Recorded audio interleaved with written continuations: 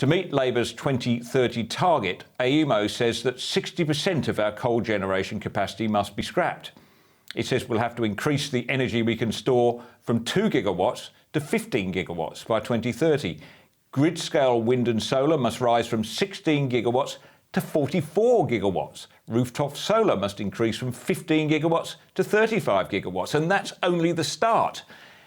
If we want to hit the magic zero emissions by 2050 without the benefit of new technology, like nuclear for instance, we'll need 30 times more storage capacity, 5 times more rooftop solar, and 9 times as many windmills and solar farms. Plus, we'll have to spend billions of dollars upgrading poles and wires to increase the capacity of the grid. Does Bowen have any idea what that's going to do to our landscapes? Untold swathes of farmland will be covered in solar panels with an estimated lifespan of just 25 years. What happens next? Nobody quite knows. The challenge of rehabilitating the land and disposing of millions of tonnes of photovoltaic panels has barely been considered.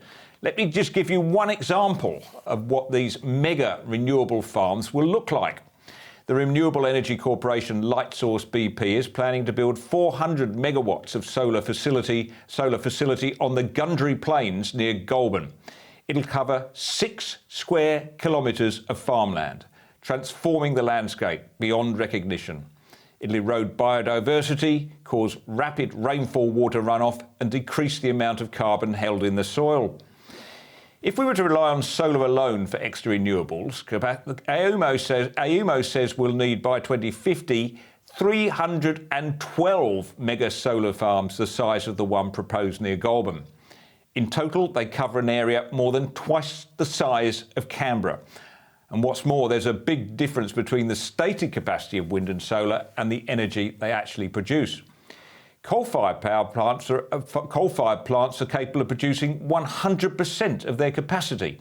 Small modular nuclear reactors can deliver 95%. Wind generators, however, produce barely a third of their stated capacity, and solar generators are the least efficient of all, generating as little as 20% of their stated capacity. In other words, to go down the path Bowen is taking us is stark, staring bonkers, and it's massively expensive and highly inefficient. It is socially and environmentally destructive. Bowen's claim that energy will be cheaper once we reach the government's target of 82% renewables is an insult to our intelligence. Yet insulting our intelligence is what Bowen likes to do. Recently in Question Time he said, "We know the sun doesn't send a bill, the wind doesn't send an invoice," something that the honourable members opposite haven't worked out yet.